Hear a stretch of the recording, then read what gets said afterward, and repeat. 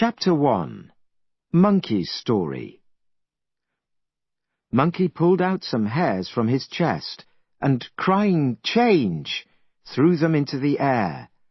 At once, they became several hundred small monkeys.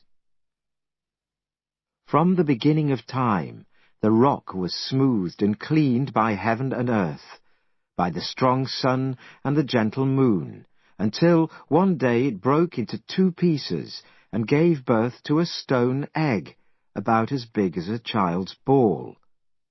From the egg came a stone monkey. At once this monkey learned to climb and run, but first it looked north and south and east and west. As it looked, a strange light came from its eyes. The light shone as far as the Jade Emperor, who sat in the cloud palace of the Golden Gates.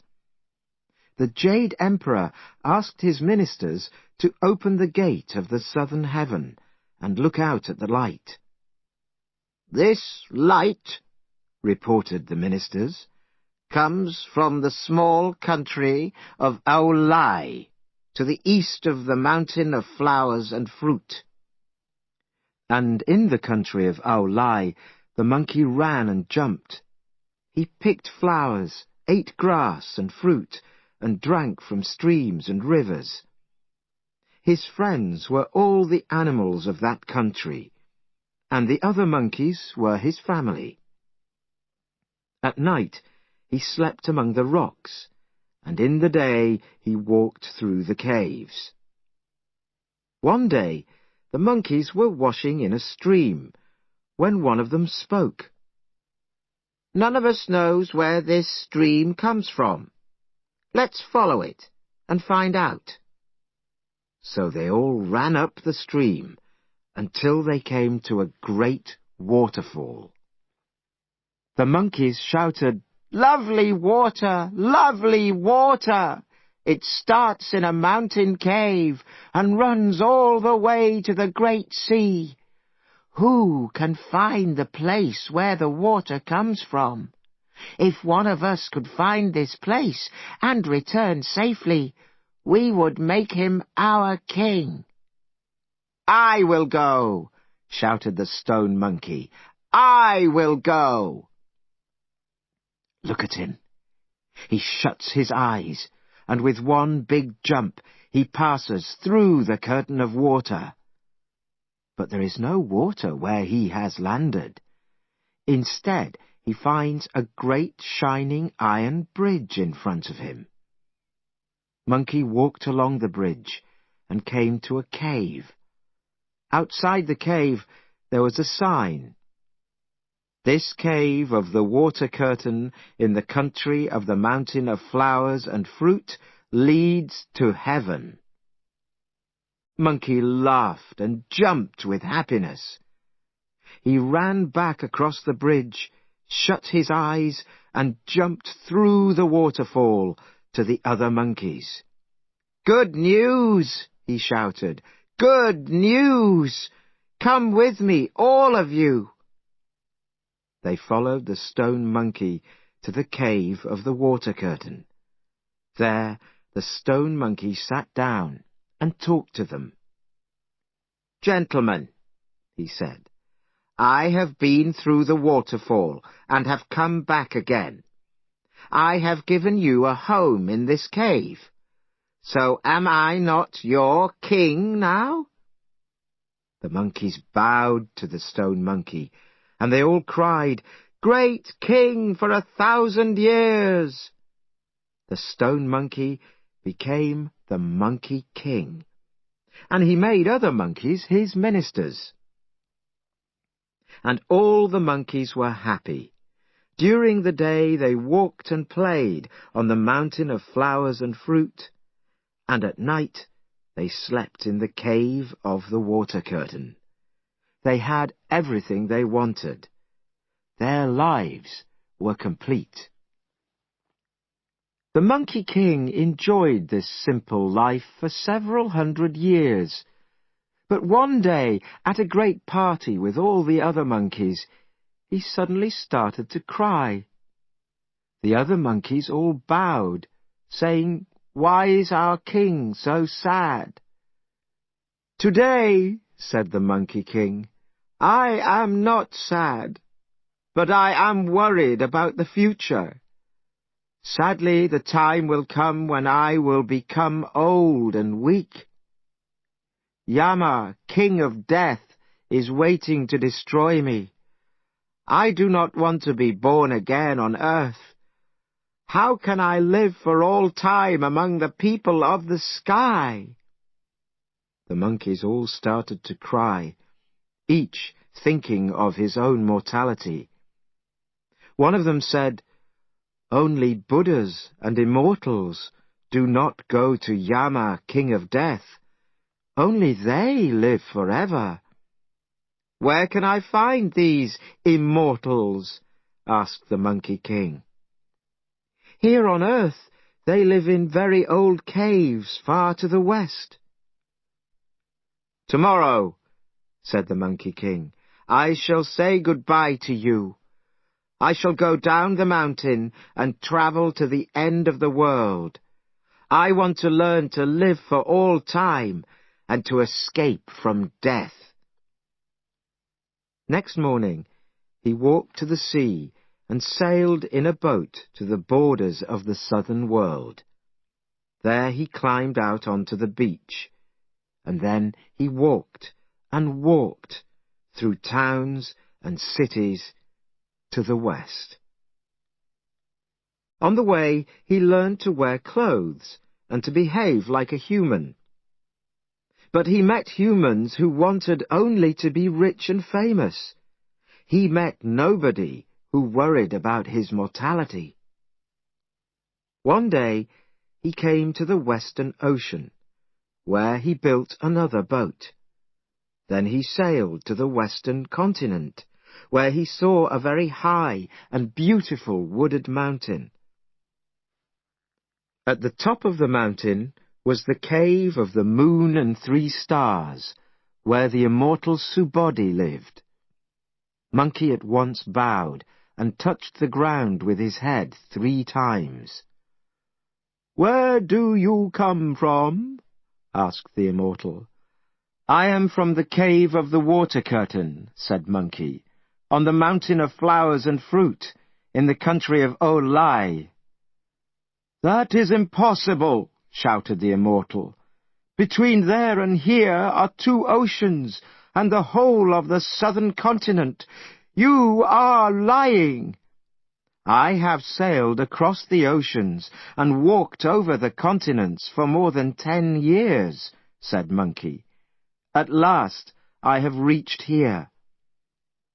Monkey told the immortal how he had come from a magic stone.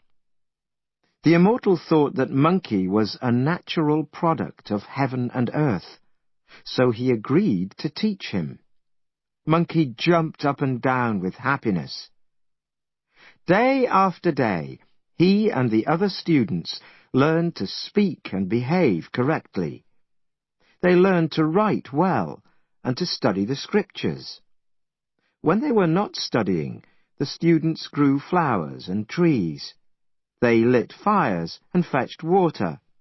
And so Monkey lived in this way for 6 or 7 years.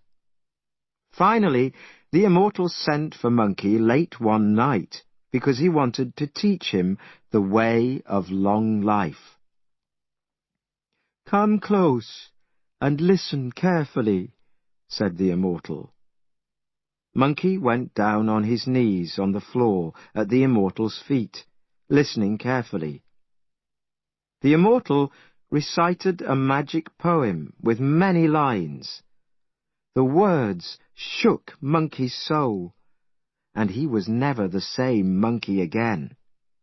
He thanked the immortal many times, because now he knew the way of long life. Time passed quickly, and 3 years later the immortal again invited Monkey to his room, where he taught him 72 transformations.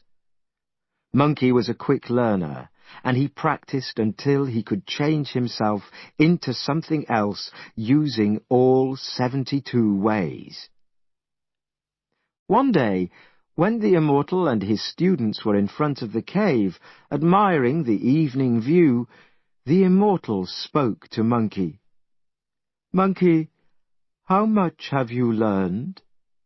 "Thanks to you," said Monkey, "I have learned a lot. In addition to changing myself into other forms, I can already fly." "Let me see you do it," said the Immortal. Monkey put his feet together, jumped 20 meters into the air, and rode the clouds for a few minutes.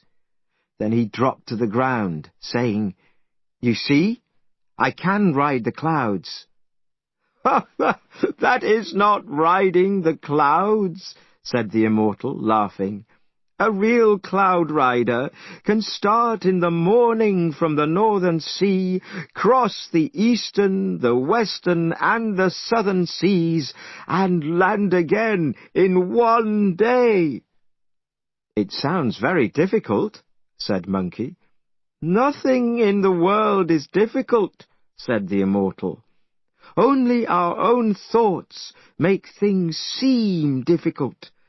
Now, I will teach you to fly from one continent to another." The other students laughed, saying, "If Monkey flies all that way, he will be able to earn a living as a postman." But Monkey spent all night practicing what the Immortal had taught him. By morning, he could fly wherever he wanted.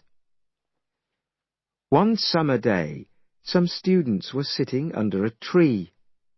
A student said, "Monkey, why do you deserve private teaching by the Immortal? Has he taught you the transformations by all the 72 ways?"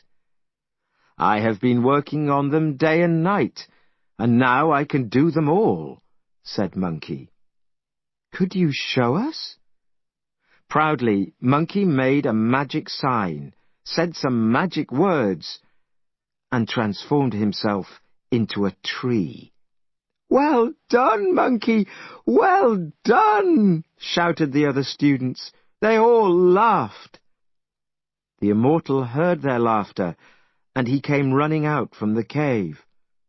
"Who is making all this noise?" he asked. Monkey changed himself back from a tree to a monkey. He sat with the students again and said, "Immortal, we are practicing our lessons out here." "You were all shouting and laughing," said the Immortal angrily. "I want to know why." Then one student said, "Monkey was transforming himself into a tree, just for fun." "You, Monkey, come here!" shouted the Immortal. "Why do you think I taught you these secrets of life? So you can make other people laugh?" "I am very sorry," said Monkey. "I will not punish you," said the Immortal. "But you cannot stay here. You must leave us." Monkey started to cry. "Where can I go?" he asked. "Go back to where you came from. Go as quickly as you can. Never tell anyone that you were a student of mine. I am sure that no good will come of your life." And so poor Monkey said goodbye to everybody. He flew back to the eastern sea and his home in the cave of the water curtain on the mountain of flowers and fruit. "Little ones," shouted the Monkey King, "I have come back!" At once, big and small monkeys leapt out of trees with cries of "Long live our king!" Then, pushing each other to get near him, they cried, "Why did you go for so long? We have been watching for your return day after day. While you were away, a demon took our cave and everything we own, and many of our children. Now we dare not sleep, night or day." "What demon dares to do this?" cried Monkey. "I will make him pay." "King, he is called the Destroying Demon, and he lives north of here. But he comes and goes like a cloud, like wind, like rain, like thunder and lightning, so we do not know where his home is or how far away." "Well, don't worry," said Monkey. "I will go and look for him." Dear Monkey! He leapt into the sky and soon saw in front of him a high mountain and a cave where the Destroying Demon was waiting for him. "Where is the owner of the cave of the water curtain?" cried the demon. "You have such large eyes," shouted Monkey, "but you cannot see Monkey." "Oh, you are not half a meter high. If I killed such a small creature with my sword, I would look foolish." So the two of them fought with their hands and feet, hitting and kicking each other. Soon the demon was fighting like a wild animal. Monkey pulled out some hairs from his chest and, crying, "Change!" threw them into the air. At once they became several hundred small monkeys. See how the monkeys jump on the demon, pulling and hitting him. Then Monkey takes up the demon's great sword and brings it down on his head, breaking it in two. Then, by his magic, he transforms all the monkeys back into hares. When Monkey returned home to the cave on the mountain of flowers and fruit, he brought the great sword of the Destroying Demon, and he amused the other monkeys by teaching them to make weapons of wood. Then one day the Monkey King called all the other monkeys to him. "All this," he said, pointing to their wooden weapons, "is only a game. We cannot defend ourselves from a real enemy with these." "We know a city that is full of soldiers. They must have plenty of weapons," the others said. They quickly told Monkey where it was. "Stay here and amuse yourselves," Monkey said. "I will see what I can do." Dear Monkey! Using his magic, he flew to the city, and with his breath blew such a strong wind that all the people locked themselves indoors. This was his chance. He found where the weapons were kept, kicked down the door, and changed his hairs into thousands of small monkeys, who took the weapons. Carried on a magic wind, they were soon back at the cave. The monkeys learned to use the weapons, and all sorts of wild animals and demon kings began to call Monkey their king. But Monkey found his own weapon too heavy, so he went to the dragon of the Eastern Sea in search of something lighter. The Dragon King welcomed him to the palace with his dragon children, dragon grandchildren, and fish soldiers. Monkey made his request, and a fish soldier brought out a great sword. "Too heavy," said Monkey. More fish soldiers brought out an enormous fork. "Oh, too light," said Monkey. The dragon mother and her daughter came from a back room in the palace and suggested their magic iron cudgel. The gods used it when they decided how deep the rivers and the seas should be, said the Dragon King. He agreed that Monkey should have it. When it was brought, Monkey saw that it was a thick piece of iron 6 meters long. He used his magic to bring it down to less than a meter. Then he waved it over his head, striking terror into everybody in the room. But now he demanded something to wear to go with the weapon, and this was too much.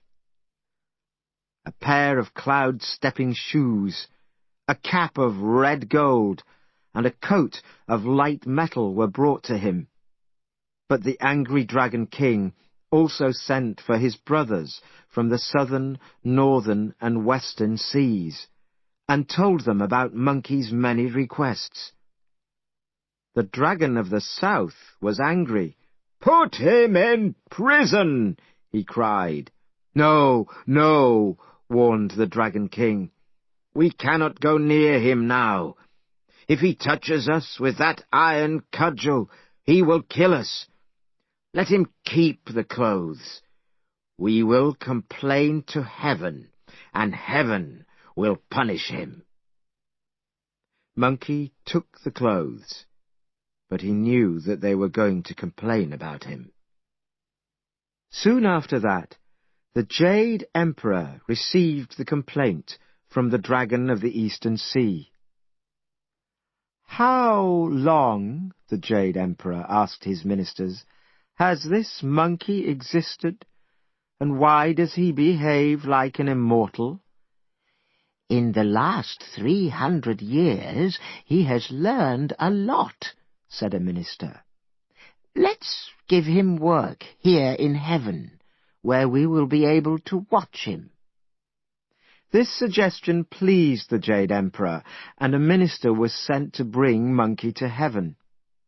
Monkey tidied his clothes, told the older monkeys to look after the younger ones, and followed the minister to heaven.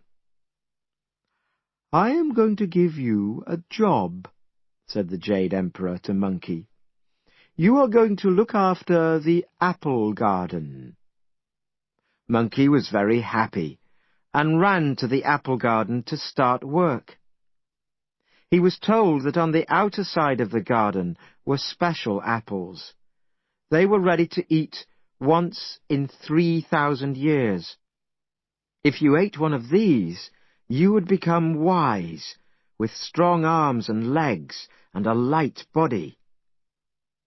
In the middle were trees with apples that were ready to eat once in 6,000 years. If you ate these, you would go up in the air and stay there, and would never grow old. At the back were trees with apples that were ready to eat once in 9,000 years. If you ate these, you would live longer than heaven and earth. Monkey was very happy with this information. He watched the trees closely, making up his mind to eat the fruit before anybody else got a chance. Soon, noticing that some apples were ready to eat, he sent his helpers away. He climbed into a high tree and ate until he could eat no more. When the Queen of Heaven sent her lady assistants for apples, they were turned away at the gates by Monkey's helpers. "We must ask the Monkey King first," they said. "He is resting in one of the trees." But when they came to the tree, they found only Monkey's cap and shoes. They could not see him. In fact, Monkey had made himself 5 centimeters long, and was asleep under a leaf. The Queen of Heaven's lady assistants picked 3 basketfuls from each of the first 2 groups of trees. When they came to the third, they found just 1 apple. When one of the ladies tried to pick it, Monkey woke up. At once he changed back to his true size. "Who are you?" shouted Monkey. The lady assistants went down on their knees. "Monkey King, don't be angry. We were sent by the Queen, and we could not find you. Please forgive us." "Get up from your knees," said Monkey, his voice full of kindness. I have heard that the Queen of Heaven is having a banquet. Can you tell me who is invited?" Monkey was told that all the immortals, emperors of the four quarters, and gods of the seas and hills would be there. He immediately asked, "Will I be invited?" "I have not heard," said one of the lady assistants. "We do not know." "Quite right, ladies," said Monkey. "Just wait here while I go and see." Dear Monkey. He recited some magic lines, crying, "Stay, stay, stay." The lady assistants were suddenly unable to move, while he went off on his magic cloud.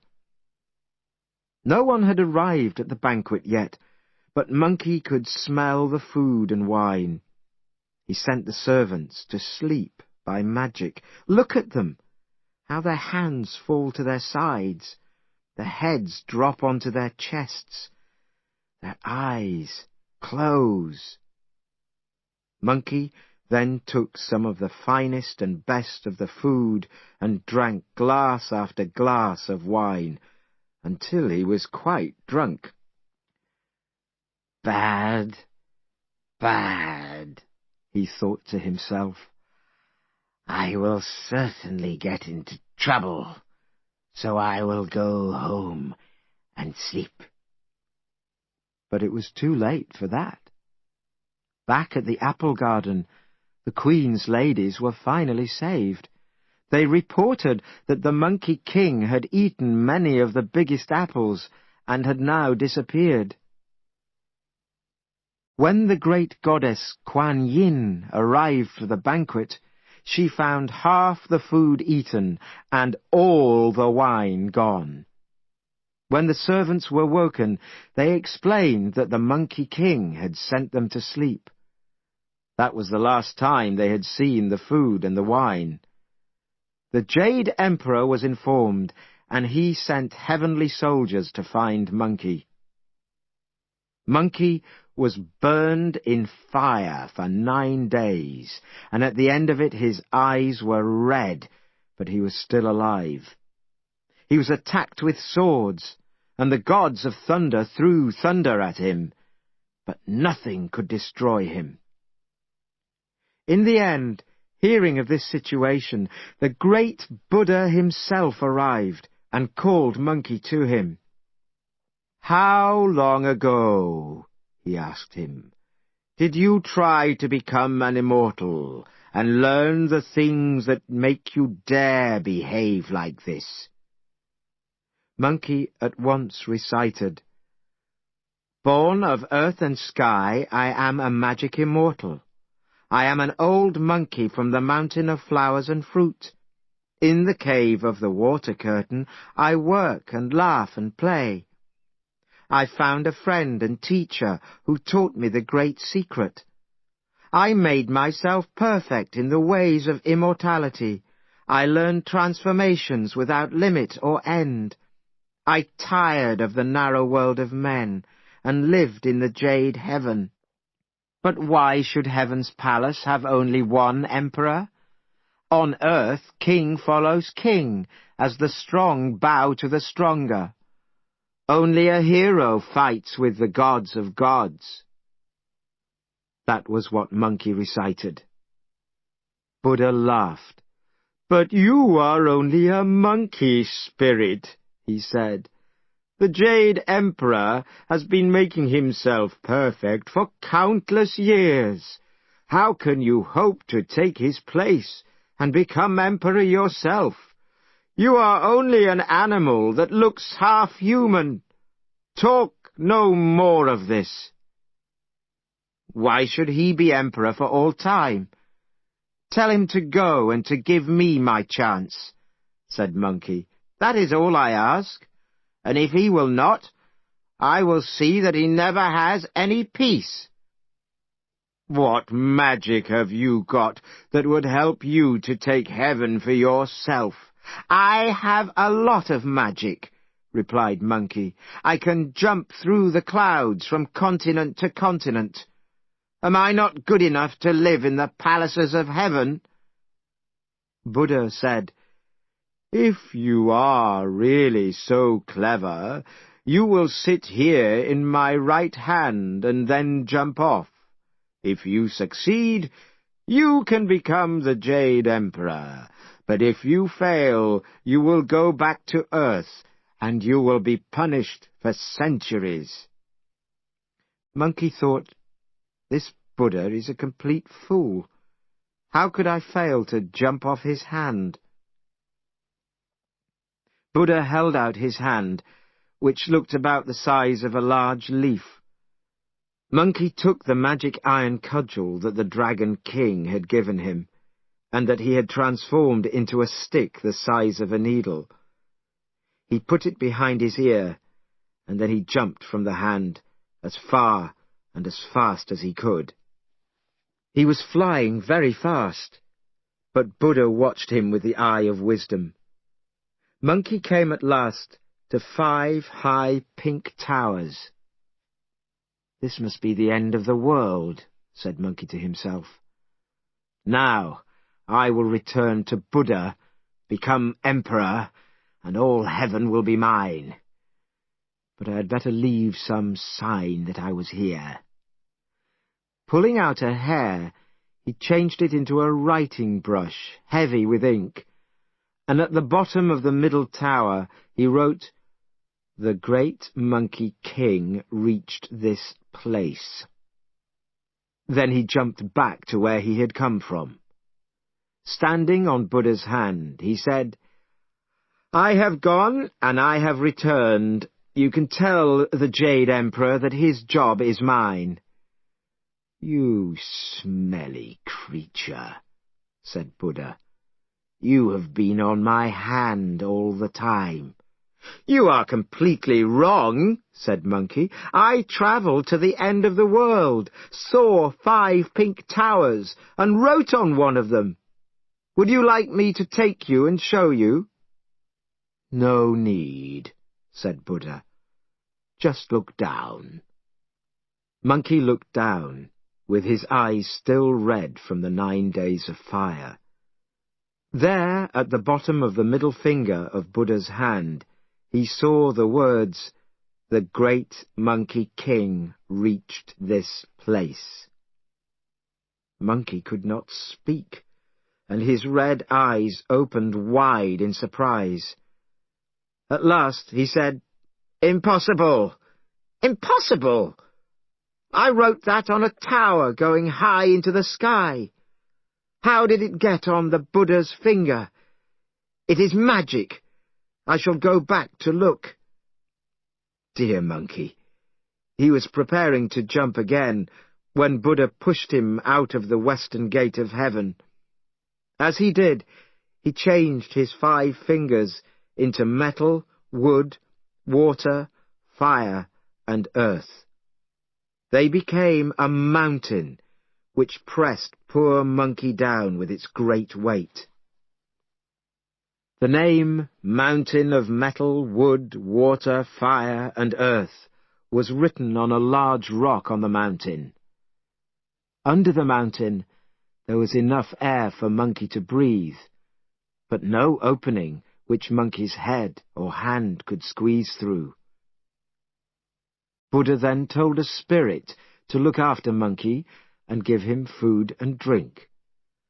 "And when the days of his punishment are finished," said Buddha, "a man will come here and save him."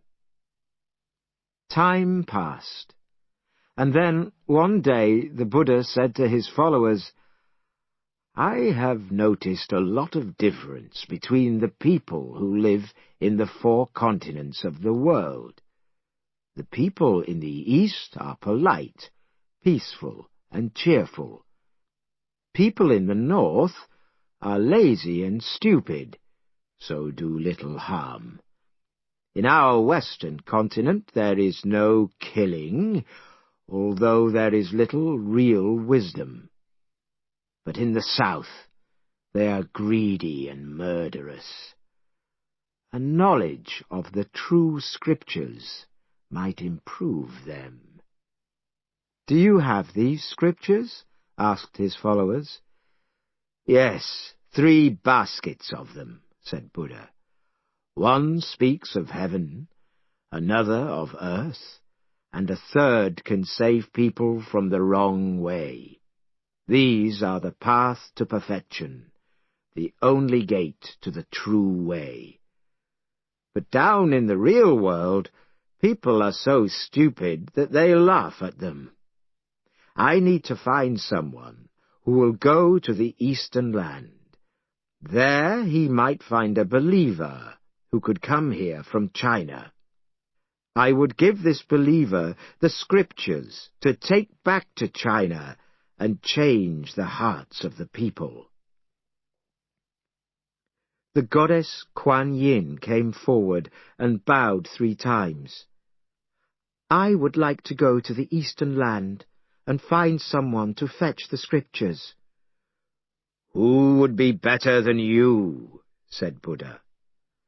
So Kuan Yin called her bodyguard, Hui Yen, who carried a great iron cudgel, and they started at once. After they had travelled a long way, they came to the River of Sands. There a horribly ugly creature leapt out of the water and began a terrible fight with the bodyguard. Suddenly the creature stopped fighting, looked hard at the bodyguard, and asked, "Who dares to fight with me? Surely I have seen you before in the gardens of the goddess Kuan Yin." "The goddess herself is here, in front of you," Hui Yen replied. "I ask you to forgive me," cried the creature. "I am not really the ugly creature that you see. I was given this horrible shape as a punishment for a crime that I did in heaven. I was sent to the world below, where I am always hungry, and I must attack travelers and eat them." "But you are adding new crimes on earth to your crime in heaven by killing people," said the goddess Kuan Yin. "Why not come with us? If our journey is successful, you will be forgiven and allowed to return to heaven." "I would gladly go back," the creature answered, "but I have eaten so many humans. Even now, 9 heads are lying on the waters of the River of Sands. I have played games with them, and I do not think I will be allowed back into heaven after that." "Don't be silly," she replied. "Take the heads and hang them round your neck. I shall make you a priest and give you the name Sandy Priest. Wait here and never again take a human life. You will see that a man will come this way. He will be looking for the scriptures, and a good use will be found for the 9 heads." So the goddess and her bodyguard continued their journey and came to a high mountain with a most horrible smell. A dirty, smelly, pig-like creature leapt out and attacked Kuan Yin with a great fork and fought hard with her bodyguard. For safety, Kuan Yin stood in the sky above them and then threw down flowers, which fell between the bodyguard's cudgel and the fork. "Fighting with flowers?" cried the pig. "What kind of priest are you?" "The great goddess Kuan Yin threw them down on us from her cloud where she is standing," replied the bodyguard. At once the pig bowed to the sky. "Forgive me, goddess, forgive me. I am not really a pig at all. For a crime in heaven, the Jade Emperor sent me down here." "This is a chance for you," said Kuan Yin. "We are on our way to China to look for a man who will collect the scriptures. If you went with him to India, we would forgive all your crimes." "I will! I will!" the pig-like creature shouted. So they gave him the name of Pigsy, and left him to watch for the pilgrim who would collect the scriptures. the goddess and her bodyguard went on their way, and soon they met a dragon who had fought against the gods. "Can you help me?" the dragon cried out. Kuan Yin went back to heaven. She asked the gods to forgive the dragon if he would transform himself into a white horse and carry the pilgrim to India.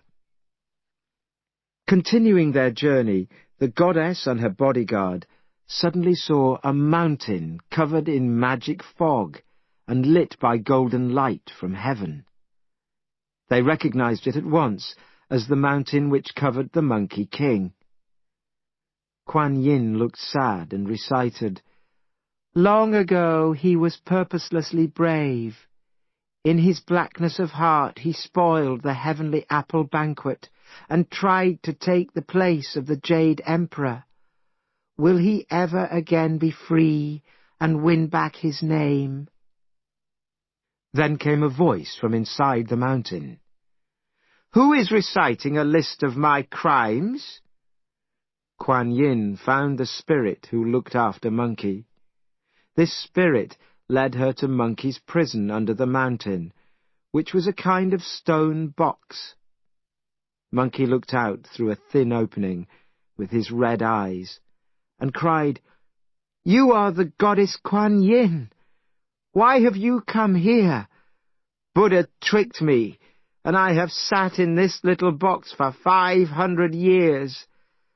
But I'm very sorry for the things I have done, and now I want to do good in the world." Kuan Yin was very happy. "Just wait quietly here until I return with my pilgrim, and he will save you," she said. And so they left Monkey and went on to the east to find the pilgrim. Chapter 2. The journey begins. "I can tell you that I have killed quite a lot of people, and I am still the great Monkey King," answered Monkey. At a time when the great and very old city of Chang'an was the capital of China, there was an examination to find the cleverest men in the country. These men would do the work of the government. A man by the name of Chen O decided to try his luck at the examination, as it was his mother's wish. Arriving late, he found that the examination had begun. But to his surprise, he won first place, and he received a letter signed by the emperor. In those days, the winner of first place in the examination was led through the streets on horseback. And by chance on that day, the only daughter of a minister sat in her high tower with a ball in her hand. Seeing the handsome Chen riding by, and knowing of his success in the examination, she threw the ball cleverly onto his hat. This was how a lady chose her husband. No time was wasted. Chen and the minister's daughter were married, and hand in hand they went into the bedroom as man and wife. Early next morning, Chen was made governor of Changchao, and as he was told to begin work at once, he started on the journey with his wife. It was late spring. There was a gentle wind in the trees, and a light rain fell. The road to Changchao took Chen and his wife close to his home, so they stopped at his mother's house. Chen said to his mother, "You wanted me to take the examination, and look at all the good luck that has come from it. I would like to thank you and to ask you to come with us." His mother happily agreed, and after travelling for some days, the three arrived at the Hotel of 10,000 Flowers. But here the mother suddenly became ill and asked to rest. Next day a man arrived with a gold-coloured fish for sale, and young Chen bought it for his mother. Suddenly he noticed that the fisher's eyes were strange. "This is not an ordinary creature," he said. He asked where it was caught, and then returned it to the river in the same place. "You were right to put the fish back in the river," said his mother when he told her about the fish's eyes. Then she said, "Leave me here with some of the luggage, and I shall follow when the days are cooler." When Chen, his wife, and servants arrived at the same river, they were met by 2 boatmen who Chen had harmed in an earlier life. They stared at his young wife, who was very beautiful. Then they took the boat to a lonely place, and killed first the servants and then Chen himself. The young woman tried to throw herself into the river, but they stopped her. One of the murderers, whose name was Liu, put on the governor's clothes, took the official papers, and left for Changchao with Mrs. Chen. Liu left the boat with the other boatman, Li, who threw the bodies into the river. The bodies of the servants could be seen on the river, but Chen's body went straight to the bottom. A servant of the Dragon King saw it there, and went to the palace to tell the Dragon King himself. The Dragon King asked to see it. When Chen's body was brought to him, he recognized this man. In the body of a gold-colored fish, the Dragon King had been saved by him only a few days before. In return for Chen's kindness, the Dragon King sent his servant to the place where the souls of the newly dead go. The servant returned with Chen's soul, and Chen woke from the dead. When he had heard Chen's story, the Dragon King said, "You certainly helped me, so now I shall give you back your life. I want you to work in my water office." While this was happening, Mrs. Chen was so unhappy with Liu that she could not eat or sleep. But because she was going to have her husband's child, she thought it was best to follow this terrible man quietly. After a long journey, they reached Changchao, where Liu the boatman became the new governor. Time passed, and Mrs. Chen gave birth to a son. At the same time, a mysterious voice whispered in her ear, "Listen to what I am telling you. This child will be famous around the world, but you must protect him from Liu, who will certainly try to harm him. Your husband is safe with the Dragon King, and one day you will all be together again, and your enemies will be punished." Then there was silence. Mrs. Chen held her son in her arms, but she could think of no other way to protect him. And as the voice had said, when Liu returned, he ordered the death of the child. But the unhappy mother wanted more time with her son. "I will put him in the river tomorrow," she promised Liu. "Perhaps," she thought, "a kind God will save him." She bit her finger, and with her blood wrote a letter giving the names of the child's parents. Then, so that she would know her child again, she bit off the top of the little toe of his left foot. When morning came, she tied the baby into one of her shirts and went quietly down to the river with him.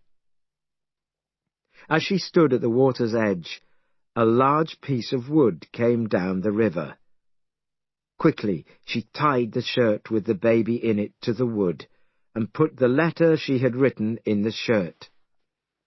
Then she pushed the wood to the center of the river, and walked back, crying every step of the way. The piece of wood with the baby on it was carried at last to the temple of the Golden Mountain. The Holy Master, hearing the sound of a baby crying, went to the river and found the strange boat. He read the letter about the child's father, and immediately gave the child the name of Riverwood. Then he asked some farmers to look after him. 17 years later, the young man had been given the new name of Xuanzong, and had been made a priest in the Holy Master's temple. One day, an old and stupid priest cried out, "Who do you think you are? No one even knows your real name." He was jealous of the young man's wisdom. The unhappy boy ran to the Holy Master. "Can there be," he asked, "a man without a father or mother?" From a hiding place in his room, the Holy Master took down a small box containing the blood letter and the shirt. Soon Xuanzong knew the whole story and the terrible wrong done to his parents. He wanted to kill his father's murderer. "If you must go," said the Holy Master, "take these things with you. Travel as a poor priest. Go to Changchao and demand to see your mother." That same night his mother dreamed of a moon behind the clouds. When the clouds moved, she saw a full moon, and then she thought of her son. "He must be 17 by now. Perhaps heaven will bring us together again." Suddenly she heard a priest asking for money at the gate, and went out to him. When she heard his place of birth, the Golden Mountain, she looked at him closely and said, "Little priest, you are very like my husband. Who were your parents?" "A wrong was done to my parents," was the answer. "My Holy Master told me to come here and find my mother. My father's name is Chen, but my holy name is Xuanzong." Then he took from the box the blood letter and the shirt. She recognized them at once, and she put her arms around him. Leave me, she cried.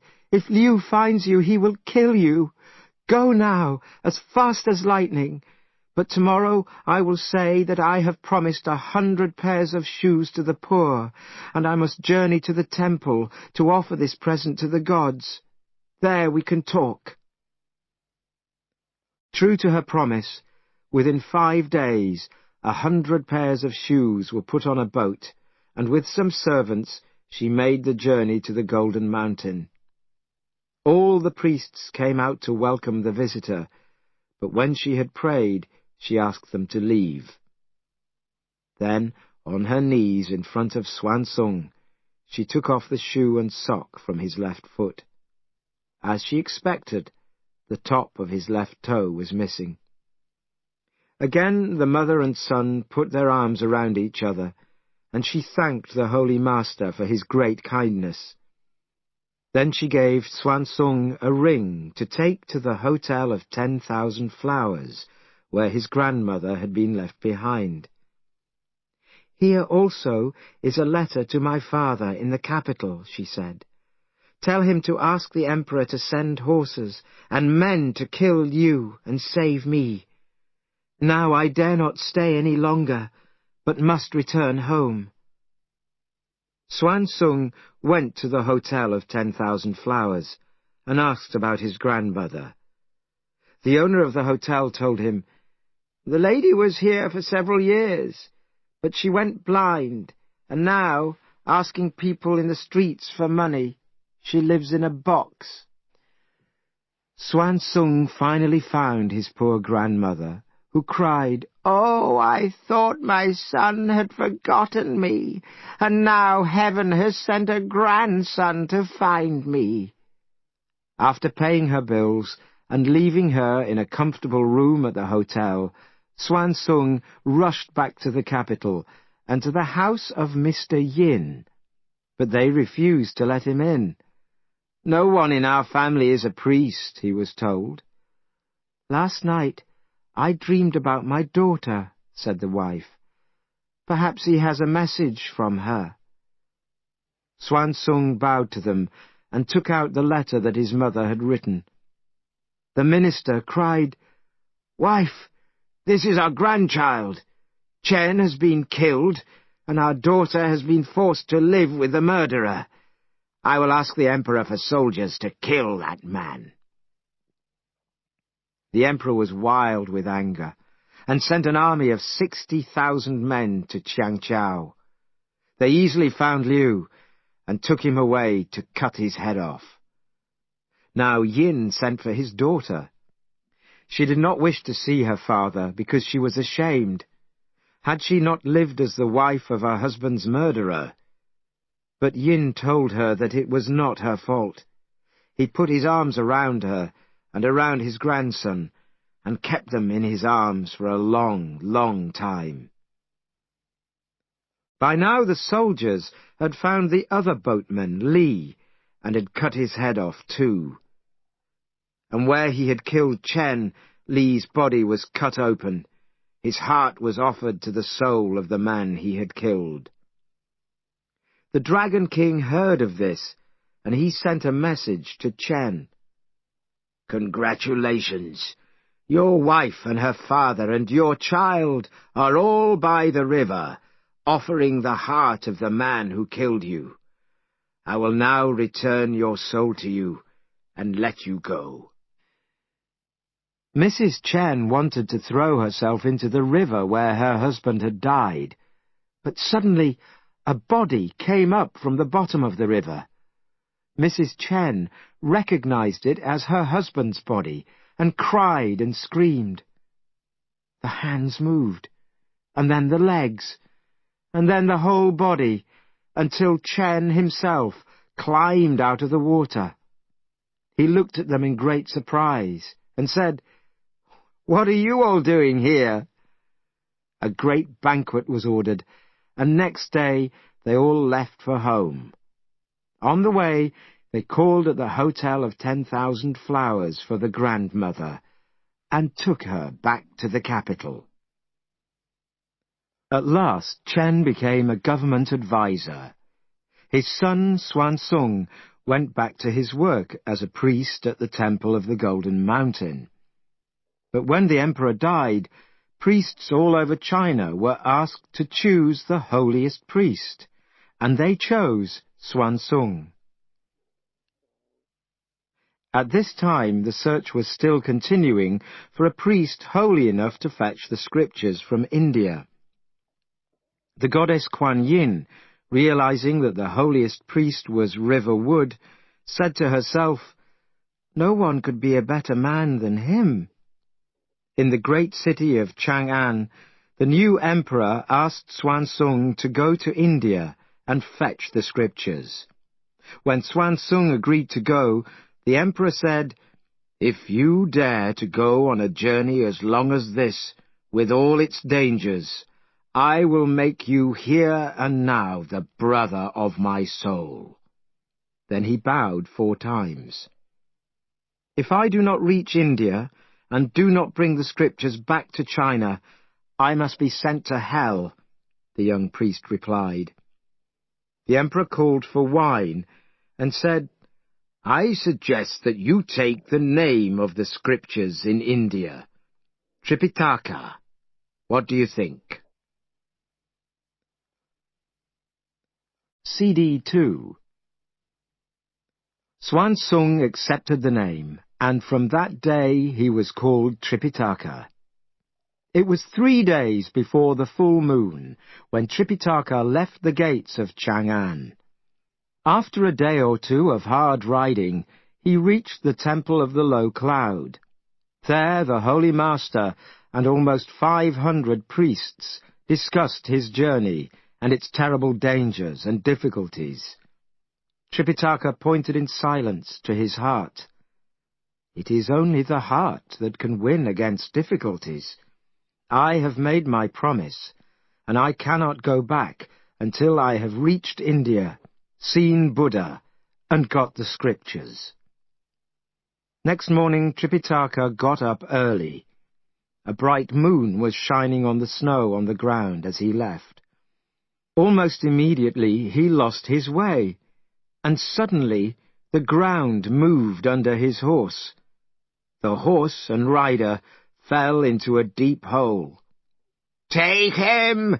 Take him!" Looking up, Tripitaka saw a crowd of ugly creatures looking down at him. They pulled him out of the hole. Their leader was an ugly demon king who gave orders to eat him. But 2 dark, ugly creatures arrived as guests, and 2 other men were brought out as a meal for them. The ugly creatures ate like wild animals, their teeth pulling at the men until they had completely eaten them. Watching this, Tripitaka was almost dead with fear. But then all the ugly creatures went to sleep. Tripitaka was losing all hope of escape when suddenly an old man appeared. He blew in Tripitaka's face and asked him if the horse belonged to him. Tripitaka saw to his surprise that his horse was not harmed.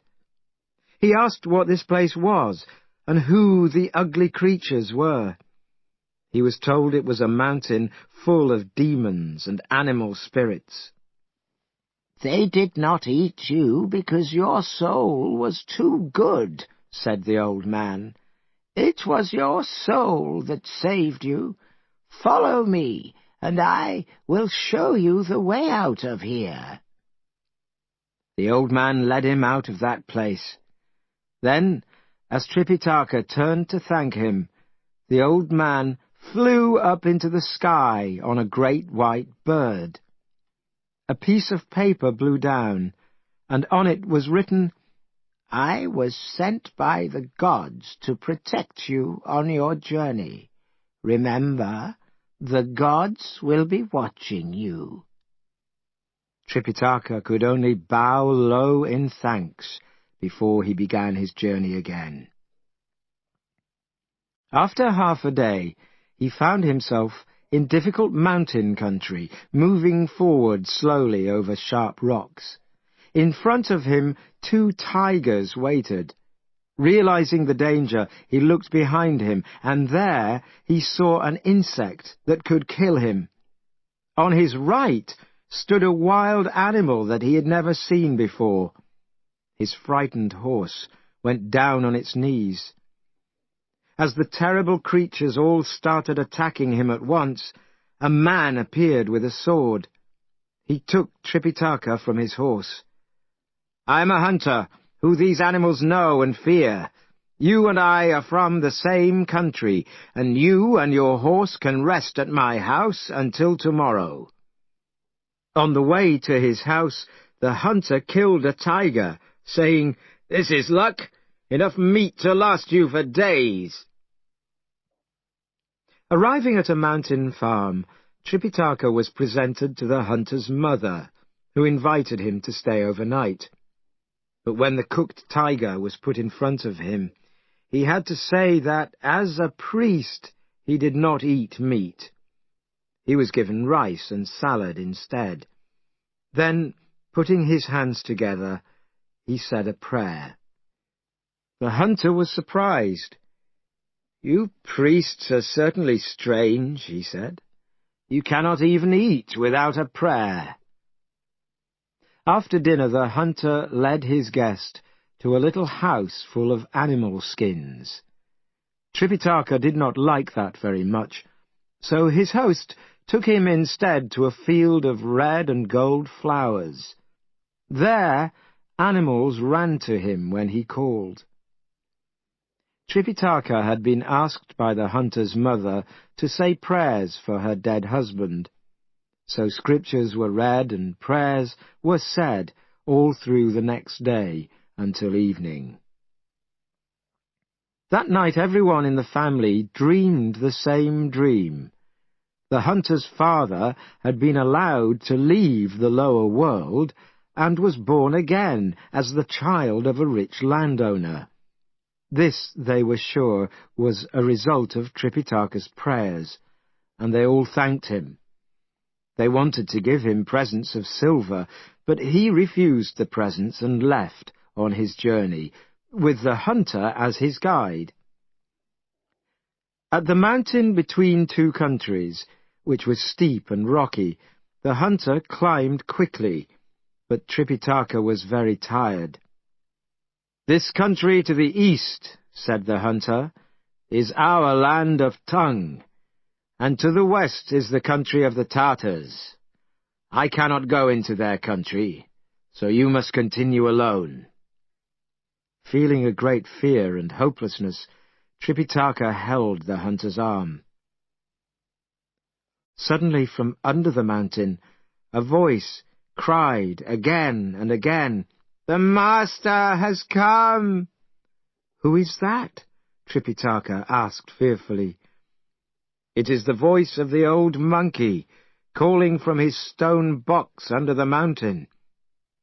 The story is that long ago, when the mountain was called the Mountain of Metal, Wood, Water, Fire, and Earth, a magic monkey was put in a stone box by angry gods. He is certainly still alive. You need not be afraid. We will go down and have a look." As the hunter had said, there was a stone box with a hole in it, and through the opening they could see the head of a monkey. "Master, master, free me from here, and I will protect you on your journey to the west." The hunter said, "First, we want to know more about you." "I will not tell you anything," said Monkey. "I wish to speak to the priest." "What do you want to say to me?" asked Tripitaka. "Were you sent by the Emperor of Tung to fetch the scriptures from India?" "I was." "I am the Monkey King, and 500 years ago I made trouble, so Buddha put me in this stone box. The goddess Kuan Yin has visited me. She said that if I protect the pilgrim on his way to India, I will be forgiven and freed. So let me be your follower." "But how can I get you out of this stone box?" "If you make a wish, master, I will be out," said Monkey. "Go to the top of the mountain, and there you will see a rock with letters of gold written by Buddha himself. Lift the rock, and I will be free." "How can we believe him?" the hunter whispered to Tripitaka. "It is true! It is true!" screamed Monkey from inside his box. Tripitaka and the hunter climbed up again to the top of the mountain, and there they saw golden light pouring from a rock which had gold writing on it. Tripitaka went down on his knees and said, "If this is the wish of the gods, I will take this monkey with me to India. Take away this rock and free him." A warm and sweet-smelling wind blew across the mountain and lifted the rock and Buddha's writing up into the air. Tripitaka and the hunter returned to Monkey. "You can come out," they said. With a great noise of breaking stone, Monkey came out of the stone box and bowed in front of Tripitaka. He cried, "Master, I am out!" And then he began to prepare Tripitaka's horse for the journey. Tripitaka thanked the hunter for his kindness, and he and Monkey continued their journey. When Tripitaka and Monkey left the mountain, a tiger appeared in front of them, showing its teeth. Monkey seemed very happy. "He has come to give me his coat," he said. He took a needle from behind his ear, and the needle was immediately transformed into a cudgel. "It is 500 years since I last used this weapon," he cried. Look at Monkey. He walks forward bravely. Down comes the cudgel, and the tiger falls dead. "Sit down," said Monkey to Tripitaka, "while I take his coat." Dear Monkey, he took a single hair from his own tail, blew on it, and said some magic words. The hair became a sharp little knife, and with this knife he cut off the tiger's skin. "Now we can leave this place," he said. "When we reach the next house, I will make a fine coat from the skin." Monkey then explained the magic of his cudgel, which was not only for killing tigers and dragons, but also for making rivers go backwards, or starting storms on the sea. But then he saw a house in some trees where they could spend the night. He got down from his horse and cried, "Open the door!" A very old man, angry at the rude command, began to push open the door. But seeing Monkey carrying a tiger skin and looking like a demon, he became very frightened. Then he saw that Monkey was with a priest, and he was told that Monkey was the priest's follower. Suddenly, he recognized Monkey. "You are the stone monkey in the stone box," said the old man in great surprise. "How did you get out?" Monkey told his story, and then was asked his age. "First, how old are you?" asked Monkey. 130. "You are young enough to be my great-great-grandson," said Monkey. "I was under that mountain for 500 years. "True," said the old man. "And when I was a boy, there was grass on your head and dirt on your face." "Yes," said Monkey. "I do not wish to make trouble, but it is 500 years since I last washed. Could you let us have a little hot water?" When they had both washed, Monkey took Tripitaka's white shirt, made himself a tiger skin coat, and asked, "How do I look in these clothes?" "Fine," said Tripitaka. "You really look like a pilgrim." And he let Monkey keep the shirt. Many days later, the two travellers were attacked by 6 men with swords. The men demanded their horses and everything they had with them. "You are just thieves," cried Monkey. "If you give me 1/7 of everything you have ever stolen, I will let you live." Angrily, they all hit Monkey on the head again and again. Monkey said, "Let me know when you are tired, and I will take out my needle." Of course, the needle from behind Monkey's ear transformed itself into a cudgel, and soon he had killed all 6 of them. He returned, crying, "Master, we can start now. I have killed them all." "You should never kill," said Tripitaka sadly. "But I had to. They were going to kill you." "It is better for a priest to die than to kill others." "Well, I can tell you that I have killed quite a lot of people, and I am still the great Monkey King," answered Monkey. "Your bad behavior in heaven caused you to live in a stone box for 500 years, said Tripitaka. "If you hope to come with me to India, you will need to change your ways." Monkey was very angry that Tripitaka had spoken to him like that. "Master," he shouted, "I am leaving." Tripitaka said nothing, so Monkey leapt up, ran away, and was soon out of Tripitaka's sight. Tripitaka thought, "It's no use trying to teach people who are like that." So, putting all the luggage on the horse's back, he left alone and on foot. The young priest had not gone far when he met an old woman carrying a cap. She asked him why he was travelling alone without a follower to help him. "I had a follower, but he behaved badly. When I told him that, he ran away."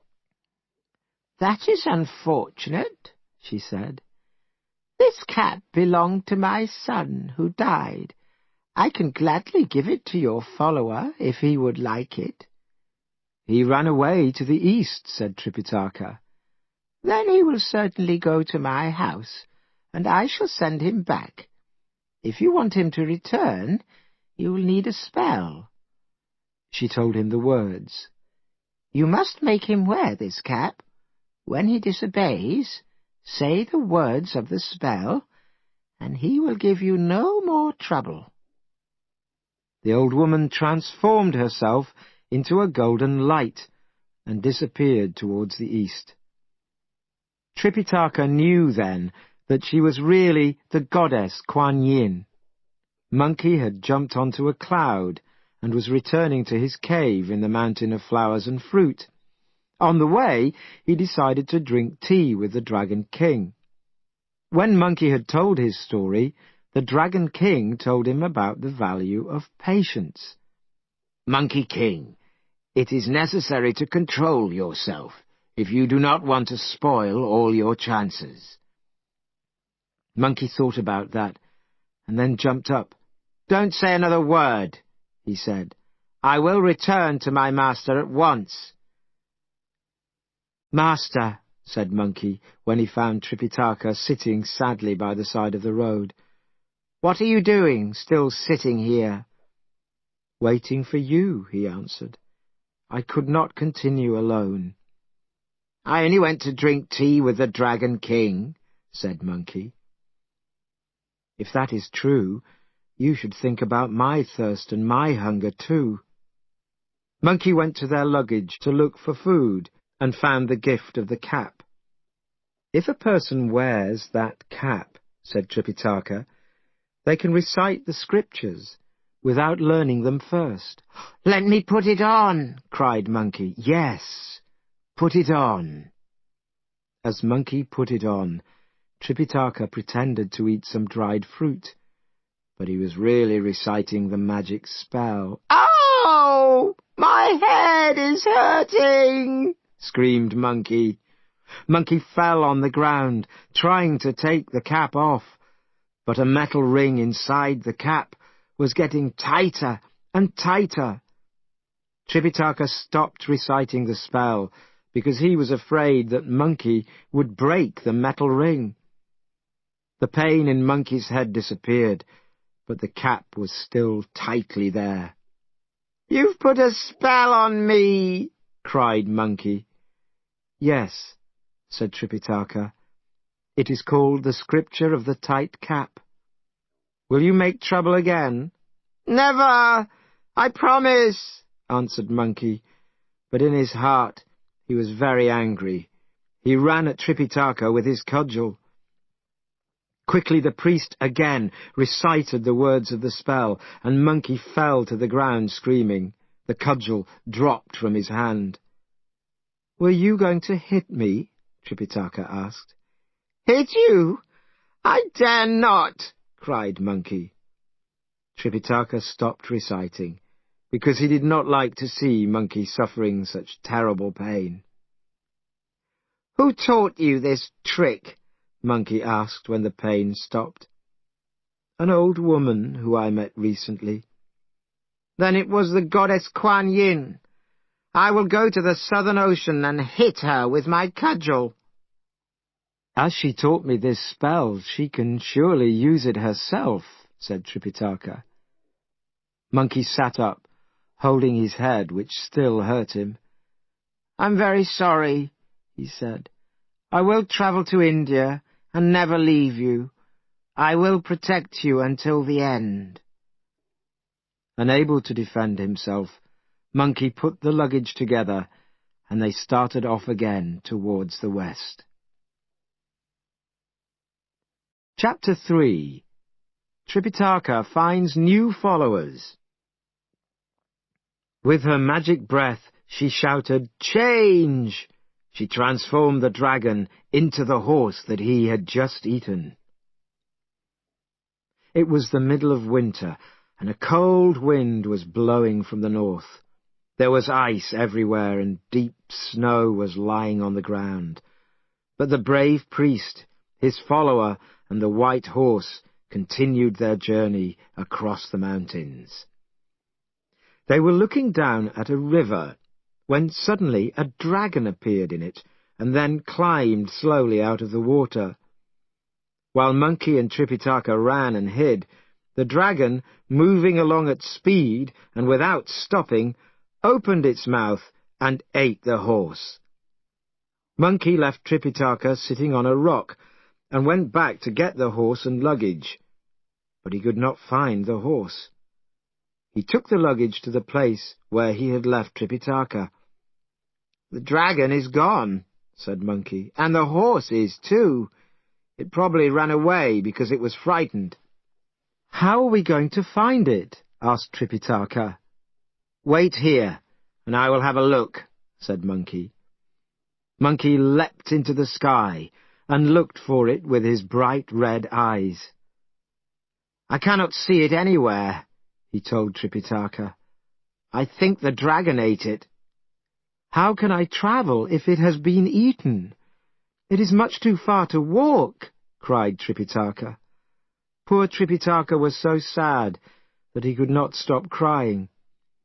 Monkey, who hated that kind of attitude, shouted at Tripitaka, "You look like a fool, sitting there crying. Wait there while I go after the dragon." "You cannot do anything to the dragon if he is in the water," said the young priest, still crying, "and next time he will eat me." "You are hopeless, hopeless," shouted Monkey, angrier than ever. "Do you want to sit there staring at the luggage forever?" He was still shouting angrily when the voices of gods were heard in the sky. "Monkey, don't be angry. Priest, don't cry. We are here to protect you," they said. "Then you had better stay here and look after the master," said Monkey. "I am going to find that horse. Don't worry about me." Tripitaka, feeling better, asked Monkey to be careful. Dear Monkey. He pulled his tiger skin coat around his body, picked up his cudgel, and walked down to the river. "You demon fish! Return my horse to me!" he called into the water. The dragon leapt out of the river. "Who is making all that noise?" it shouted angrily. "Come and fight!" shouted Monkey as he waved his cudgel, "and give me back my horse!" Monkey hit the dragon's head with his cudgel. The dragon came forwards with his mouth wide open. It was a long and brave fight. They fought backwards and forwards, round and up and down, until the dragon began to feel weak. With a quick turn of his long tail, he disappeared back into the river. Monkey shouted for him to come back and fight, but the dragon did not listen. Monkey decided to go back and tell Tripitaka. When Monkey returned, Tripitaka said something that Monkey did not like.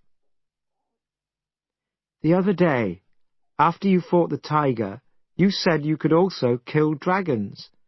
I do not understand why you are having such difficulties with this dragon." "Not another word," he cried. "I will soon show you who is master." Annoyed, Monkey went back to the river and used his magic to make a storm.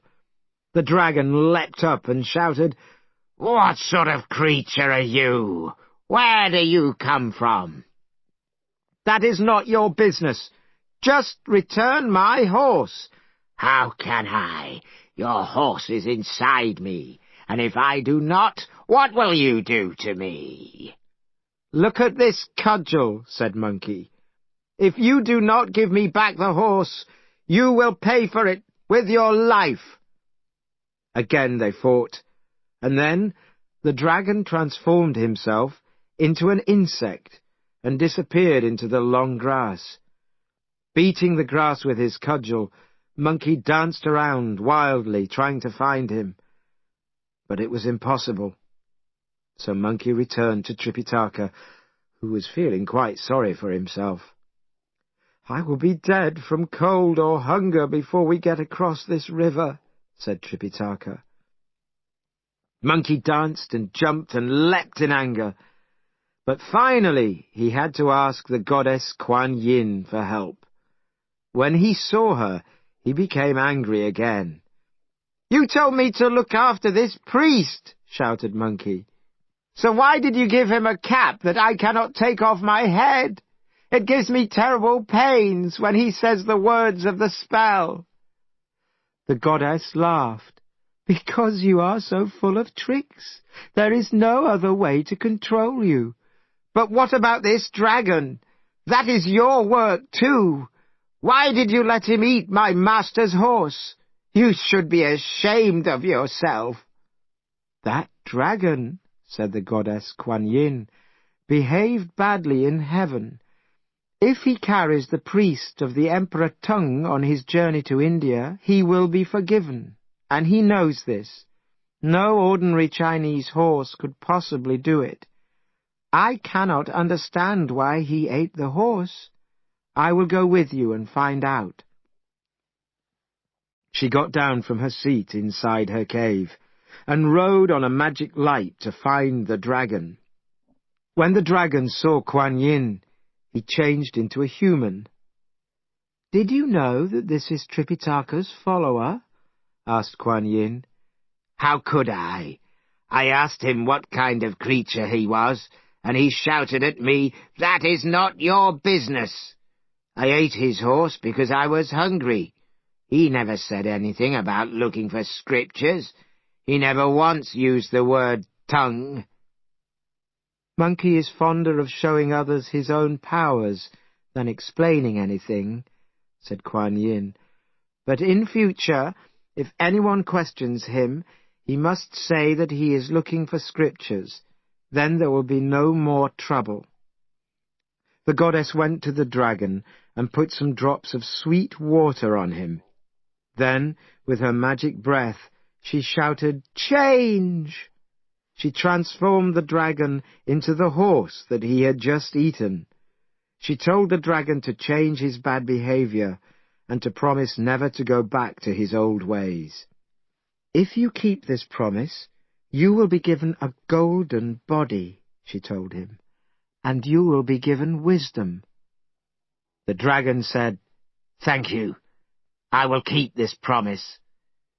Then the goddess turned to go, but Monkey held her arm, saying, "That is not good enough.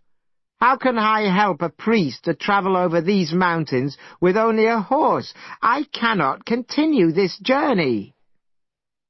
"That is strange," said the goddess. "You always used to be brave, if nothing else. But there is one more power I can give you." She took 3 leaves from a tree and dropped them on Monkey's back, where they immediately became magic hairs. "These," she said, "will get you out of any trouble." Monkey thanked her. Then he took the horse and led him to Tripitaka. "This horse is in much better condition than the old one. How did you manage to find it?" asked Tripitaka. Monkey answered, "Kuan Yin changed the dragon into the horse that he had eaten." Tripitaka wanted to say thank you to Kuan Yin, but Monkey said that she was already far away. So Tripitaka bowed towards the south. Then he helped Monkey to prepare their luggage. "We still need a boat to cross this river," said the priest. "Just sit on the horse and he will carry you across," Monkey replied. But then an old fisherman in a strange boat appeared. Monkey waved to him. "We have come from the east to fetch scriptures. My master does not know how to get across the river. Could you take him?" The old fisherman took them all across the river without asking for payment. "Do you know who that fisherman was?" said Monkey. "He is the god of the river, and he did not help us in our fight against the dragon. He knew he had done wrong. That is why he did not take any money." Tripitaka did not know how true that story was, but he sat on the horse and followed Monkey along the road to the west. One evening they saw a group of houses in the far distance. "Let me go and see if it is a farm, and if it seems lucky or unlucky," said Monkey. A young man in a blue jacket came out of the farm and tried to walk past Monkey without a word. But Monkey held his arm tightly while the young man tried to escape. "Now, you must not be angry," laughed Monkey, holding him even tighter. "We only want to know the name of this place." The young man, seeing that he could not get away from Monkey, answered, "The place is called Cow Farm, and I am Cow Tsai. Old Mr. Cow has a daughter of 20 who is unmarried. 3 years ago, a creature took her and has lived with her here as his wife. 6 months ago, the creature locked her in his little house, and none of the family has seen her since then. I'm going to find someone with strong enough magic to fight this creature." "This is your lucky day," said Monkey. "Here I am, and I can help you. Come, lead us to the master of the house."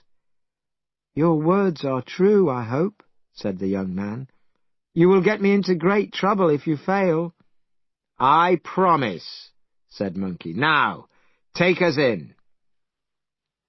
Seeing the young man returning, old Mr. Cow shouted, "You fool!" But he quickly became more polite when he saw the young priest. Seeing Monkey, though, he said, "It is surely bad enough to have a dirty creature living with my daughter. Now another ugly creature has come to visit me." "You have lived a long time, but have learned very little wisdom," said Monkey. "You should not judge people only by appearances. But I shall return your daughter to you." "I do not understand. I thought you wanted a bed for the night." "Yes, we do," said Monkey. "But I am also happy to kill any dirty creatures for you, for something to do." "We have 3 daughters. Our hope was that the youngest would marry a farmer and work this farm. Well, about 3 years ago, a nice-looking young man came here and said his name was Pig. He seemed the right man for our daughter, and at first he worked hard on the farm. But then he started to change. His nose became longer. His ears became bigger. He ate more and more. Finally, he turned into a pig. But that was not all. He could bring magic winds. He could disappear and then appear again. He could make stones fly through the air. And now he keeps our daughter, Blue Flower, in his little house, and for 6 months we have not known if she is alive or dead." "Have no fear," said Monkey. "I shall catch him tonight and return your daughter to you." "But do you need weapons?" "I have my weapon already," said Monkey, taking his needle from behind his ear and changing it into an iron cudgel. "I need only a nice old person to sit with my master and talk to him. Now I will leave you." Old Mr. Cow led Monkey to the little house, and Monkey broke the door with one blow of his hand. Inside it was dark as the old man called, "Number 3, daughter?" "Father, I am here." Monkey looked hard with his red eyes and saw a sad sight. The daughter's face was unwashed, her hair was full of dirt, and her lips were pale. She walked slowly forwards and fell crying into her father's arms. "Don't make that noise." "But where is the creature?" asked Monkey.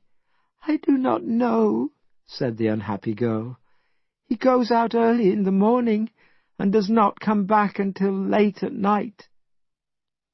"Take your daughter back to the house and stay with her," said Monkey to Mr. Cow. "I shall wait here and end your troubles." When the girl and her father had gone, Monkey transformed himself into a girl who looked like Blue Flower. Then he waited. Soon stones came flying through the air, and there in front of him stood a terrible creature. He had short hairs on his dark skin, a long nose, and enormous ears. He wore a green jacket and had a spotted handkerchief tied round his head. Dear monkey! He did not say hello to the creature. He lay on the bed, making noises like a person who is ill. When the creature tried to kiss him, he pushed it hard across the room. "Why are you angry with me?" asked the creature. "I'm not angry. Get into bed." The creature undressed in the dark, but could not find his wife in the bed. Then he heard her crying on the far side of the room. "Oh, I'm so unhappy." "What are you complaining about?" asked the creature. "Have I not kept my promises to you? I have worked on the farm, built walls, and dug new fields. You have all the food and clothes that you need." "That is not the problem," said Monkey in Blue Flower's voice. "Today my parents came and shouted through the wall that you are ugly, and nobody knows anything about you or who you are." "There is no mystery about who I am. Because I look a little like a pig, I am called Pigsy. Next time they ask, just tell them that." "They're looking for a priest to send you away," said Monkey. "In fact, old Mr. Cow has called the great Monkey King himself to help." "If that is true, I am leaving this minute," cried the creature. "That monkey is very powerful." And getting dressed quickly, he opened the door to leave. With a magic spell, Monkey transformed himself back again. "Look around," he cried, "and you will see that I am Monkey." When Pigsy turned and saw Monkey with his sharp little teeth and big smile, his red eyes, flat head, and hairy face, he ran like the wind back to his cave. Monkey cried after him, "Where are you going?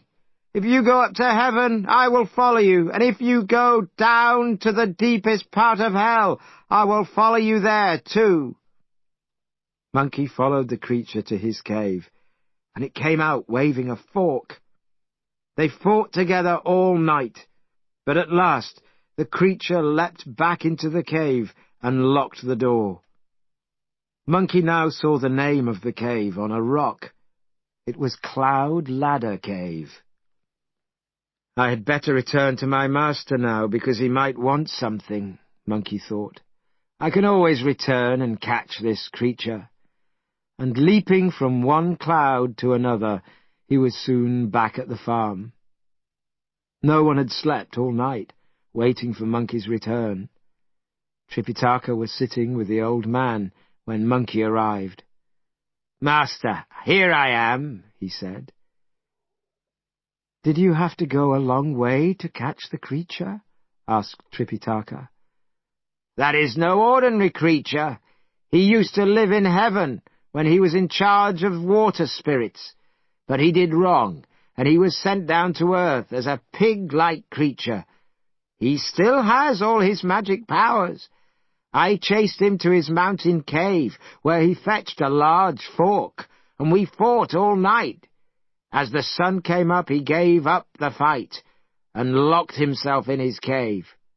I was going to beat down the door, but I knew it was going to take some time. I thought Master might be getting anxious, so I wanted to report back here." "Monkey King," said old Mr. Cow, "you have driven him away, but he is certain to come back.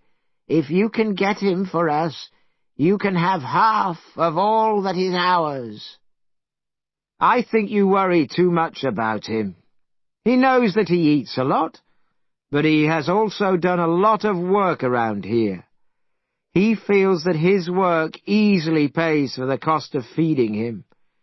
He is a god who has been sent to earth as a punishment. It seems that he has done no harm to your daughter," said Monkey. "It is true," said old Mr. Cow, "that he has done her no harm, but it is very bad for our family name. Everywhere I go, I hear Mr. Cow has taken a dirty creature for his daughter's husband. What can I say to that?" "Monkey," said Tripitaka, "do you not think that you should return? Have one more fight with him, and see if you can find a way to end this difficult situation." "Don't worry. I was only having a little game with him. This time I will catch him and bring him back here. Look after my master until I get back," Monkey said to Mr. Cow. Monkey disappeared into the clouds and soon arrived at the cave. This time Pigsy was asleep in his cave when Monkey broke the door in pieces. Angrily, Pigsy jumped out of bed and took up his fork again. "You dirty rat! What do you think you are doing? It is a crime to break down someone else's door," shouted Pigsy. "I remember you now," he said, looking more closely at Monkey. "You once lived in a cave behind a water curtain. How did you get here?" "I'm a priest now. I'm going with a Chinese pilgrim called Tripitaka to fetch scriptures from India." The fork fell from Pigsy's hand. "Where is the pilgrim?" he said. "Take me to him." "Why do you want to see him?" asked Monkey. "The goddess Kuan Yin put me here to prepare myself for the arrival of a pilgrim who I must follow. After doing this, I will receive wisdom. I have been waiting for this pilgrim for years. Why did you not tell me that you are his follower? Why did you prefer to fight with me?" "I'm not so sure that your story is true. If you really want to follow my master to India, you must promise that this story is true. Then I will take you to him." Pigsy threw himself down on his knees and bowed repeatedly. "I promise, Holy Buddha, this is true, every word. If it is not true, let the judges in heaven cut me into 10,000 pieces." "I believe you," said Monkey, "but give me your fork." Then Monkey took a hair, blew on it with his magic breath, and changed it into a long, thick string. He tied Pigsy's hands behind his back, took him by the ear, and pulled him along with him. When Monkey arrived at Mr. Cow's farm with Pigsy, everyone was very happy. After hearing Pigsy's story, Tripitaka told Monkey to untie him. Tripitaka said some prayers, and then they sat down and ate supper together. The next day, Tripitaka sat on the white horse that had been a dragon. Pigsy carried the luggage, and Monkey carried his cudgel, as they all left for the west. At last they came to a flat country. Summer had passed, and autumn had come, and now in front of them was a great wild river. Monkey leapt into the air and looked far down into the water. "Master," he reported, "this will not be easy. For me it will not be difficult, because I can jump across in one leap. But for you it will be impossible. When I looked down, I saw that this river is 12,000 kilometers across." Tripitaka was very unhappy, but looking down, he saw a rock with some writing which said, "River of Sands." Under that in small letters were the words, "In the river of sands, 12,000 wide, in dead waters, 15,000 deep, nothing will stay on the water. Even the lightest flower goes straight to the bottom." As they looked, a terrible creature came towards them through the water.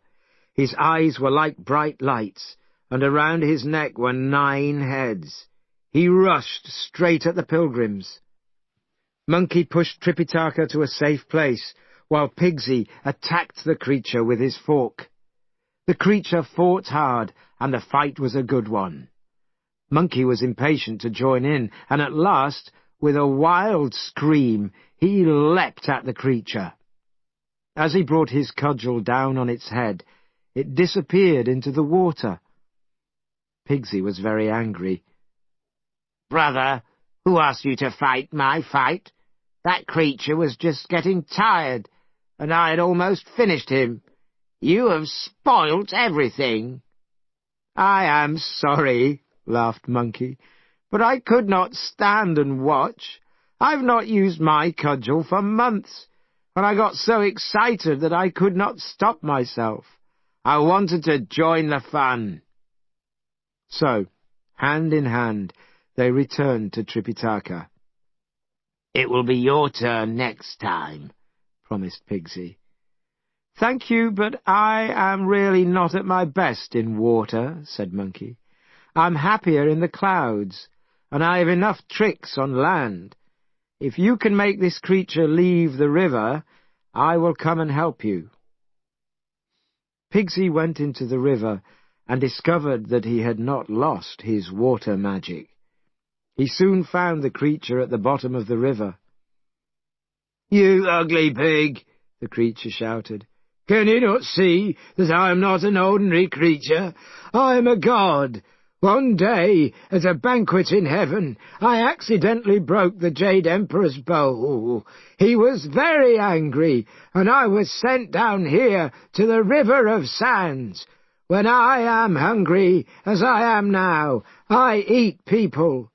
You would taste very good if I cut you up and put some sugar and salt on you." "You will not eat me. You can eat my fork." So again they started fighting, and they fought for 2 hours. After that, Pigsy pretended to be tired and ready to stop. When he left the water and climbed onto the land, the creature followed. "Come on," cried Pigsy. "With the hard earth under our feet, we will have a better fight than we did before." "I know what you are trying to do," said the creature. "You're trying to get me out of the river so your friend can help you. We will go back in the water and finish the fight there." The creature refused to move, so they fought on the water's edge. Monkey was watching from a distance. "Wait here," he said to Tripitaka, "while I try one of my tricks." Monkey leapt into the air and jumped straight down at the creature. But the creature saw him coming and ran back into the water. "He's probably not going to come out again," Monkey said. "This is difficult," said Pigsy. "What are we going to do?" "Let's go and see the master," said Monkey. They told Tripitaka, who started crying loudly. "We will never get across," he said sadly. "Don't worry," Monkey said. "It is true that we cannot get across yet. That creature is a terrible problem, but he is not going to stop us." "What are we going to do?" asked Pigsy. "Pigsy," said Monkey, "stay here with the master while I go to the Southern Ocean to find the goddess Kuan Yin. This search for the scriptures was her idea, and she must help us now." "You had better go now," said Tripitaka, "and get back here quickly." Leaping through the clouds, Monkey reached the Southern Ocean in no time at all. He found the goddess with the Dragon King's daughter. "Why are you not looking after your master?" she asked at once. "When we came to the River of Sands," said Monkey, "we found a creature that we cannot destroy. He is a very good fighter. My friend Pigsy tried hard to beat him, but he was not successful. This is why I have come to you." "Monkey, do you ever listen? It is the same story again and again. Why did you not say that you are with the priest of Tung?" "I suppose we were too busy trying to catch him," said Monkey. "I put him there. I intended him to help the master and his pilgrims," said Kuan Yin. You did not tell him that you were from China and looking for the Scriptures, did you? That was your mistake. He is there to help you, you fool." "He's sitting at the bottom of the river, and he is not happy," said Monkey. "How can I make him come out and help us? And how is Tripitaka going to get across the river?" Kuan Yin gave a red water bottle to her follower Hui Yen. She told him, "Go with Monkey to the river and shout, 'Sandy!' The creature will come out at once. Take him to the master. Then put this red water bottle in the middle of the 9 heads that he wears around his neck. A ship will be sent from the gods. It will carry Tripitaka across the river of sands." Hui Yen went to the river and called, "Sandy! Sandy! Come out and meet the master and his pilgrims. They are looking for the Scriptures, and they have been here for a long time." The creature came up at once. He bowed politely and asked, "Where are the pilgrims?" "They're sitting over there, on the eastern side," replied Hui Yen. "Well," said Sandy, looking at Pigsy, "that dirty creature never said a word about Scriptures, and I fought with him for 2 whole days." Then, seeing Monkey, he cried, "Him too! I'm not going near them." "The first is Pigsy," said Hui Yen, "and the second is Monkey. They are both Tripitaka's followers, and both were made priests by Kuan Yin. You have nothing to fear. I myself will introduce you to the master." Sandy came out of the river, tidied himself, and went down on his knees in front of Tripitaka. He said, "I did not recognize you, master, so forgive me for being so impolite." "You rude creature," said Pigsy. "Why did you want to fight with us, instead of joining us from the beginning?" "Brother," laughed Monkey, "don't be angry with him, because it is all our fault.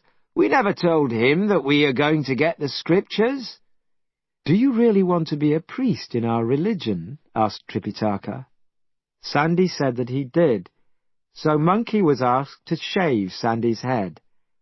Monkey took a knife, and soon Sandy had no hair left on his head. Sandy bowed many times in front of Tripitaka, but only once in front of Monkey and Pigsy. Tripitaka liked Sandy's new appearance, and he was very pleased with his new follower. "You'd better be quick and start your boat building," said Hui Yen. Taking the heads from his neck, Sandy laid them at the edge of the water in the shape of a magic square. He put Kuan Yin's water bottle in the middle. At once the heads and the bottle became a ship sent by the gods. Tripitaka came down to the water and walked onto the holy ship. Pigsy supported him on the left, Sandy on the right. Monkey, behind him, held on to the white horse, which followed as well as it could. They soon arrived perfectly safely at the other side.